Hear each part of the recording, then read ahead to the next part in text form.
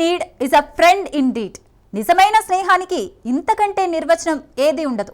అంతా సవ్యంగా ఉన్నప్పుడు మన వెంట ఉండేవారి కంటే మనం కష్టాల్లో ఉన్నప్పుడు నేనున్నానని ముందుకొచ్చేవాడే నిజమైన స్నేహితుడు.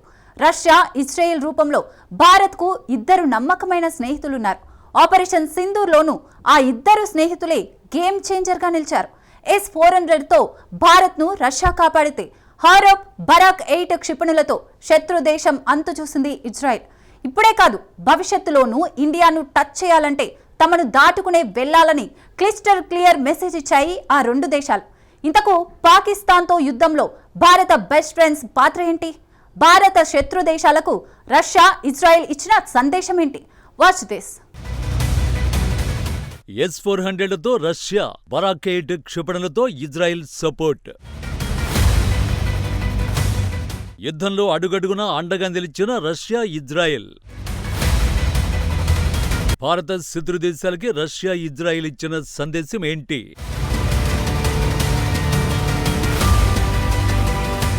పహల్గాం ఉగ్రదాడి తర్వాత ఫస్ట్ రియాక్షన్ వచ్చింది ఇజ్రాయెల్, రష్యా నుంచే.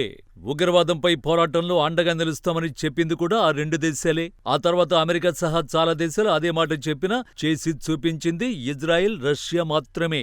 ఆ మాటకొస్తే భారత కష్టాల్లో ఉన్న ప్రతిసారి రష్యా, ఇజ్రాయెల్ మాత్రమే నిమిషాల్లో ముందుకొస్తాయి. శత్రువులు ఎంత బలవంతులైనా తమను దాటుకునే భారత్ జోలికి వెళ్లాలని అడ్డంగా నిలబడిపోతాయి. దశాబ్దాలుగా భారత్తో ఆ దేశాల బంధం అలా పెనవేసుకుపోయింది. అందుకే తమ అత్యాధునిక సాంకేతికతను ప్రపంచంలో ఎవరితోనూ పంచుకోవడానికి ఇష్టపడని ఇజ్రాయెల్, రష్యా భారత్కు అందిస్తున్నాయి. అలా ఇచ్చిన టెక్నాలజీని జస్ట్ 4 రోజుల్లో పాకిస్తాన్ ధ్వంసం చేసి పారేసింది.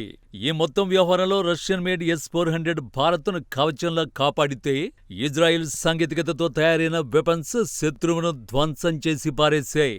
ఈ యుద్ధంలో ఇజ్రాయెల్ టెక్నాలజీ గురించి ప్రత్యేకించి చెప్పుకోవాలి. Barak 8 missiles, Harop drones, Heron MK2 UAVలు, స్కై స్ట్రైకర్స్, స్పైస్ 2000 బాంబులు, టవర్ X-95 అసాల్ట్ రైఫిల్స్ ఇవన్నీ ఆపరేషన్ సింధూర్లో అత్యంత కీలక పాత్ర పోషించిన ఆయుధాలు. ఇజ్రాయెల్ టెక్నాలజీతో తయారైనవే ఇవన్నీ. S-400 మన మట్టిని శత్రువు టచ్ చేయకుండా చేస్తే, ఈ ఆయుధాలు శత్రువును ధ్వంసం చేయడంలో గేమ్ చేంజర్లుగా నిలిచాయి. ఆపరేషన్ సింధూర్లో హారూప్ డ్రోన్లది అత్యంత కీలక పాత్ర. పాక్ ఎయిర్బేస్లపై దాడుల్లో ఇజ్రాయెల్ మేడ్ హారూప్ డ్రోన్లను ఉపయోగించారు. హారూప్ అనేది ఆత్మాహుతి డ్రోన్. రాడార్ను గుర్తించి ధ్వంసం చేయడంలో చాలా చాకచక్యంగా వ్యవహరిస్తుంది. లాహోర్లో వైమానిక స్థావరాన్ని ధ్వంసం చేసింది ఈ డ్రోన్లే. అంతేకాదు, పాకిస్తాన్ టార్గెట్ చేసిన పఠాన్కోట్, శ్రీనగర్లోని భారత వైమానిక స్థావరాన్ని సేవ్ చేయడంలోనూ హారూప్ డ్రోన్స్ కీలక పాత్ర పోషించాయని చెబుతున్నారు. 2009-19 మధ్య ఇజ్రాయెల్ నుంచి 25 హారూప్ డ్రోన్లను కొనుగోలు చేశారు. హారూప్ డ్రోన్ల తర్వాత హెరాన్ MK2 UAVల గురించి చెప్పుకోవాలి. 2022లో భారత సైన్యంలోకి ఇవి ఎంట్రీ ఇచ్చాయి. 2023 సెప్టెంబర్లో వీటిని ఈశాన్య ప్రాంతంలో మోహరించారు. ఇజ్రాయెల్ ఏరోస్పేస్ ఇండస్ట్రీస్ తయారు చేసిన medium altitude long endurance unmanned aerial system 32,000 అడుగుల ఎత్తులో ప్రయాణిస్తూ శత్రువుపై దాడి చేస్తుంది. గరిష్టంగా 35,000 అడుగుల ఎత్తులో ప్రయాణించగలుగుతుంది. 40 గంటలకు పైగా ఎగరగల సామర్థ్యంతో పాటు శత్రువుపై నిఘా పెట్టడంలోనూ టాప్లో ఉంటాయి. పాకిస్తాన్ నిఘా సమాచారం సేకరించి ఇండియన్ ఎయిర్ ఫోర్స్కు అందించడంలో కీలకంగా వ్యవహరించింది హోరాన్ MK2 UAV. తర్వాతి స్థానంలో స్కై స్ట్రైకర్ ఉంటుంది. ఇజ్రాయెల్కు చెందిన Elbit security systems, Adani group కలిసి ఈ డ్రోన్ను అభివృద్ధి చేశాయి. 2021లో అందుబాటులోకి వచ్చిన స్కై స్ట్రైకర్ 100 కిలోమీటర్ల పరిధిలోని లక్ష్యాలను ధ్వంసం చేసేస్తుంది. పాక్ సంధించిన తుర్కీ డ్రోన్లను అడ్డుకోవడంలో స్కై స్ట్రైకర్ కీలక పాత్ర పోషించిందని రక్షణ వర్గాలు ప్రకటించాయి.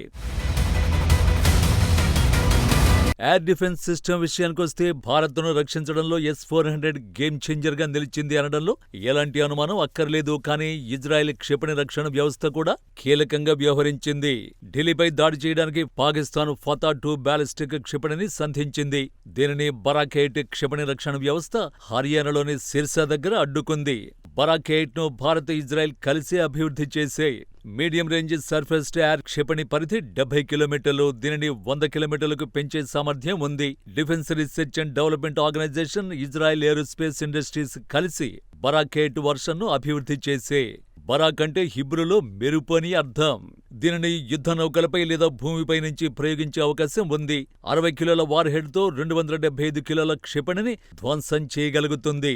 బరాక్ 8కు 360 డిగ్రీల కవరేజ్ ఉండడంతో ఎటు నుంచి శత్రుదేశ క్షిపణులు వచ్చినా కనిపెట్టి ధ్వంసం చేస్తుంది. ఢిల్లీపై పాకిస్తాన్ సంధించిన ఫతా-2 బ్యాలిస్టిక్ క్షిపణిని బరాక్ 8 గనుక ధ్వంసం చేయకపోయి ఉంటే నష్టం ఊహకందని రీతిలో ఉండేది. దేశాన్ని రక్షించడంలోనే కాదు, శత్రువును ధ్వంసం చేయడంలోనూ ఇజ్రాయెల్ మేడ్ వెపన్స్ గేమ్ చేంజర్లుగా నిలిచాయి. స్పైస్ 2000 బాంబులు అందులో టాప్ లో ఉంటాయి.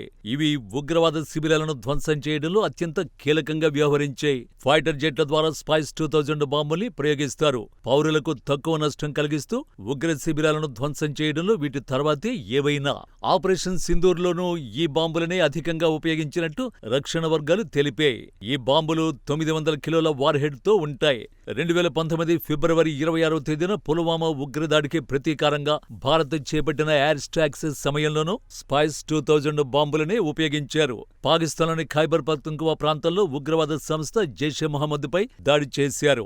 ఉగ్రవాదులు నిద్రపోతున్నప్పుడు భారత వైమానిక దళ విమానాలు ప్రయోగించిన 5 స్పైస్ 2000 బాంబులలో కనీసం 4 భవనం పైకప్పుల గుండా చొచ్చుకుపోయాయి. ఆపరేషన్ సింధూర్లో కూడా ఉగ్ర శిబిరాలపై ఈ బాంబులతోనే దాడులు చేశారు. ముఖ్యంగా పాక్ ఆక్రమిత కశ్మీర్లో స్పైస్ 2000 బాంబులు పెను విధ్వంసాన్ని సృష్టించాయని చెబుతారు. చివరగా టావర్ X-95 గురించి చెప్పుకోవాలి. ఎందుకంటే ఆపరేషన్ సింధూర్ తర్వాత పాకిస్తాన్ ప్రతిరోజు పెద్ద ఎత్తున కాల్పులకు తెగబడింది. వాటిని తిప్పికొట్టడంలో కీలక పాత్ర టావర్ X-95 అసాల్ట్ రైఫిళ్లే. 2010 నుంచి భారత్ టావర్ X-95 రైఫిళ్లను ఉపయోగిస్తోంది. ఇజ్రాయెల్ వెపన్స్ ఇండస్ట్రీస్ పంజలాయిడ్ రక్ష సిస్టమ్స్ టావర్ X-95లను అభివృద్ధి చేసింది. ఫేస్ టు ఫేస్ వార్లో ఈ రైఫిళ్లది అత్యంత కీలక పాత్ర. భారత ప్రత్యేక దళాలు, మెరైన్ కమాండో ఫోర్స్, గరుడ్ కమాండోలు వీటిని ఉపయోగిస్తున్నారు. ఈ రైఫిళ్లని ప్రస్తుతం ఆత్మనిర్భర్ భారత్ కార్యక్రమంలో తయారు చేస్తున్నారు. ఈ రైఫిళ్లే పాక్ సైన్యం కాల్పుల్ని తిప్పికొట్టాయి. ఆ దేశం అధికారికంగా ప్రకటించకపోయినా సరిహద్దుల్లో భారత్ జరిపిన కాల్పుల్లో పెద్ద ఎత్తున పాక్ సైనికులు హతమైపోయారు. అలా పాకిస్తాన్తో యుద్ధంలో రష్యాతో పాటు ఇజ్రాయెల్ ఆయుధాలు కూడా భారత విజయానికి దోహదపడ్డాయి. భవిష్యత్తులోనూ భారత్ జోలికి ఎవరొచ్చినా ఇదే సీన్ రిపీట్ అవుతుందన్న సందేశాన్ని పంపేయి.